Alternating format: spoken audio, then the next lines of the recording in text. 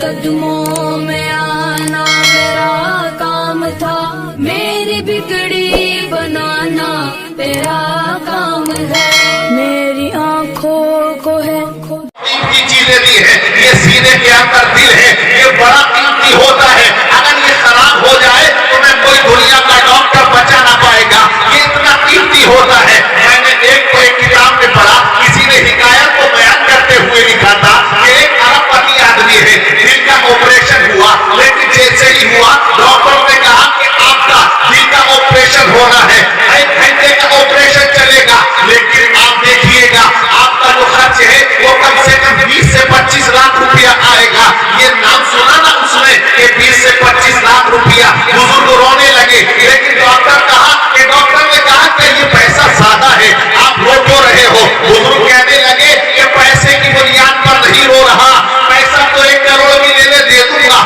لیکن رو اس لیے رہا ہو اپنے رب کی رحمت کو یاد کر کے، میری عمر 50 کے اوپر جا چکی ہے، آج تک میرے دل کو میرے رب نے سنبھالا ہے، 1 روپیہ نہیں لگا، 1 روپیہ خرچ نہیں ہوا، تو 1 گھنٹہ سنبھالنے کی بات کرتا ہے تو مجھ سے تو 25 لاکھ روپیہ مانگتا ہے، میں اس کی رحمت کو یاد کر کے رو رہا ہوں۔ آپ دیکھیے اللہ نے دل دیا لیکن احسان نہیں جتلایا ہے، بے شمار دولت سے تمہیں اللہ نے نواز دیا، احسان نہیں جتلایا ہے، اولاد جیسی نعمت عطا کر دی ہے، اللہ نے احسان نہیں جتلایا ہے، لیکن رسول کی قیمت دیکھو، اپنے رسول کی قیمت دیکھو کہ وہ رسول آئے تو کہاں احسان ہے، تو یہاں پتہ یہ چلا کہ ہمارا رسول ہماری جان سے زیادہ قیمتی ہے، ہمارے دل سے زیادہ قیمتی ہے، ہماری آنکھوں سے زیادہ قیمتی ہے، ہماری زبان سے زیادہ قیمتی ہے، ہماری اولاد سے زیادہ قیمتی ہے، ہماری دولت سے زیادہ قیمتی ہے، کیونکہ سب کچھ عطا کرنے پہ اللہ نے احسان نہیں جتلایا،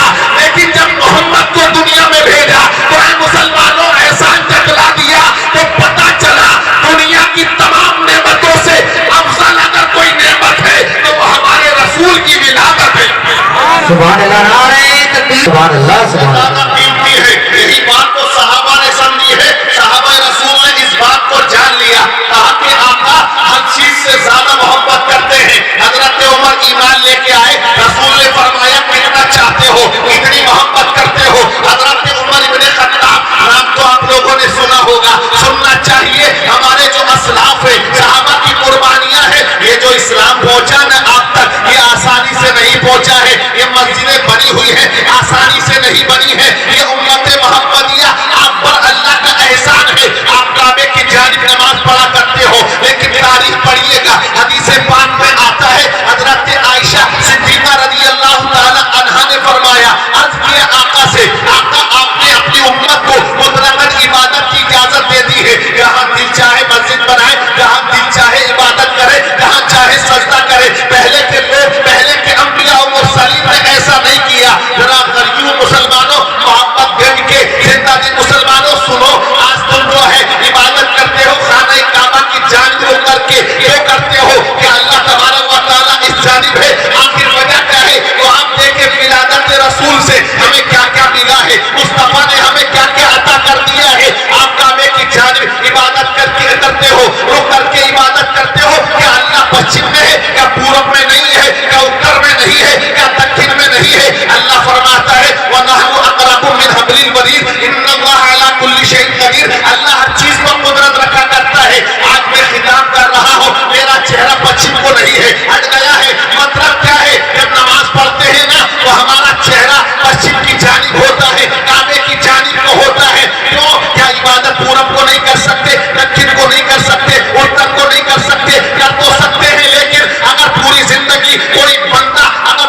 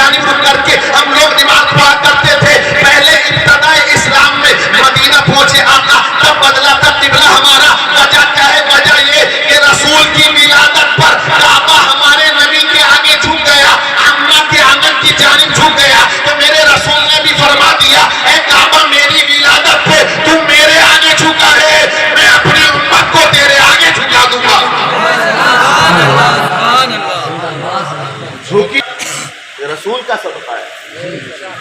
समझ रहे हैं आप? सब कुछ मिला। नमाज पढ़ रहे हो, मोहब्बत नहीं है, पहले नहीं होती थी। अंबिया और मुरसलीन जहाँ इजाजत देते थे होती थी, रिवायत में आया है। वजह क्या? वजह ये रही कि नबी जब दुनिया में तशरीफ लाए, विलादत रसूल का जलसा सुनिए, उस तारीखी जुमले भी मैं लेके जाऊंगा, हमें याद होना चाहिए। आज वक्त बहुत ज्यादा डेंजर है, नौजवान मस्त है टिकटॉक बनाने में, नौजवान मस्त है मूवी बनाने में, कॉमेडियां चलेंगी। और इनके जो कॉमेडी हैं, अरे भाई मुसलमान लड़के कितने यूट्यूब पर जाकर देखें आप, बड़े बड़े चैनल हैं, 20-20, 25-25 मिलियन हो गए। और मुरादाबाद के लड़के, उनका जिक्र बहुत आता, वो गालियां देते हैं यूट्यूब पर, नाज़िम वसीम इस तरह से आता ना, वो ये है बच्चा बच्चा देख रहा है, औरतें लड़कियां शोहर सब मिलकर देख रहे हैं। 20 मिलियन है हमारा इस्लामिक चैनल है, लगा लो भैया कई साल से, मिलियन तो बहुत है, लाखों में भी ना पहुंच गया। पता क्या चला? उसे जरूर सब्सक्राइब करेगा जिसमें हंसी आ रही, मजे आ रहे, गाली दे रहे आप, और कबर में फरिश्ते तेरा सब्सक्राइब कर देंगे। जब ऐसी चीजें देखेगा गाली गलौज और ये चीजें गंदी, टिकटॉक, मुस्लिम लड़कियां शहरों कॉलेजों में पढ़ती हैं, कितनी बना रही है टिकटॉक, बेहयाई फैशन दिखा रही है। आप देखें, सब इंटरनेट का दौर है, मोबाइल बच्चे बच्चे के हाथ में है। सबसे ज्यादा तरक्की अगर किसी चीज ने की है तो मोबाइल ने की है।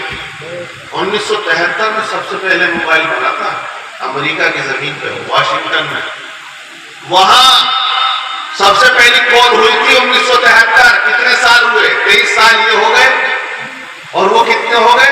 28 साल वो हो गए, है ज्यादा हो गए, 27 साल वो हो गए। गणित बड़ा अच्छा तुम्हारा, माशा, गणित का होना भी बड़ा जरूरी है, वरना गड़बड़ा जाता है, गणित अच्छा ना हो। तो चंद सालों में मोबाइल ने बड़ी तरक्की कर ली है। लेकिन मैं बता रहा था, रसूल की मोहब्बत हमें दिल में बसाना चाहिए, हमें उनको फॉलो नहीं करना चाहिए जो रसूल की मोहब्बत से दूर ले जाते हैं। ऐ मुसलमानों, ये दिल दिया है, दिल। आज तो नौजवान दिल दुनिया को दे रहा है, दिल दौलत को दे रहा है, दिल लड़कियों को दे रहा है। आई लव यू कह दिया आप उनको, आई लव यू ना कह दिया, कभी अब्बा से आई लव यू नहीं कह रहा। अरे आई लव यू जुमला गलत नहीं है, इंग्लिश में मैं तुमसे प्यार करता हूं, मां से कह सकते हो, अब्बा से कह सकते हो, लेकिन नहीं वो गर्लफ्रेंड। मच्छर काट रहे नाली पे, हम देखते हैं रातों में जाते हैं तो कभी कभी तो हम ही डर जाए, हमें अल्लाह का मतलब भुर्री में गुजर पड़ जाए, भुर्री में बैठ के बात कर रहा है, अबे किससे कर रहा है यार इतनी रात नहीं लगा हुआ होगा भाई, उससे पूछे खाना खाया, और अब्बा से ना पूछा कभी अब्बा रोटी खाई ना खाई। शर्म की बात है नौजवानों, ये पकड़ होगी तुम्हारी। तुम दुनिया को दिल देते हो, लेकिन दिल दुनिया को मत दो। अगर ये दिल देना है तो किसी दुनियादार को मत दो, अगर दिल देना है तो अपने परवरदिगार को दो, अपने रसूल को दिल दे दो। और सहाबा ने दिल किसी को ना दिया, दुनिया को दिल नहीं लगाया उन्होंने। इब्तिदा इस्लाम पढ़ा है, रसूल पाक दुनिया में तशरीफ लाए, उसके बाद ऐलान नबूवत फरमाया। जब मुसलमान कलमा पढ़ते थे, जो भी कलमा पढ़ता था उसको सताया जाता था, उसे रुलाया जाता था, उसको भगाया जाता था। तारीख मक्का आप पढ़िएगा, आप दुनिया की तारीख पढ़ते हो, दुनिया की जंग की तारीख पढ़ते हो, लेकिन आप देखो आज जो तुम कलमा पढ़ते हो, सताया नहीं जाता है, परेशान नहीं किया जाता है। थोड़ी सी बात कहीं से आ गई, मुसलमान चिल्लाने लगता है, चीखने लगता है, दिल दुख जाता है। लेकिन आप देखो उनका ईमान कितना मजबूत था, पहाड़ों से ज्यादा मजबूत था, पहाड़ों की बुलंदियों से ज्यादा उनका ईमान ऊंचा था। हजरत बिलाल ने कलमा पढ़ा था ना, इस तरह से उमैया बिन खल्फ जो मालिक का सताता था, घोड़े लगाए, कहा कलमा छोड़ दे। हजरत गरम गरम रेत पे लेटाया गया, हजरत बिलाल को कहा कि कलमा छोड़ दे, पत्थर पे वजनदार पत्थर रख दिया, सीने के ऊपर कहा कलमा पढ़ना छोड़ दे। शरारती बच्चे होते थे मक्के के, गले में फंदा डालकर वो मक्के की वादियों में, मक्के के पहाड़ों में घुमाते थे। हजरत बिलाल को कहा जाता था कलमा पढ़ना छोड़ दो। आप देखें हजरत के किस तरह से सताया। हजरत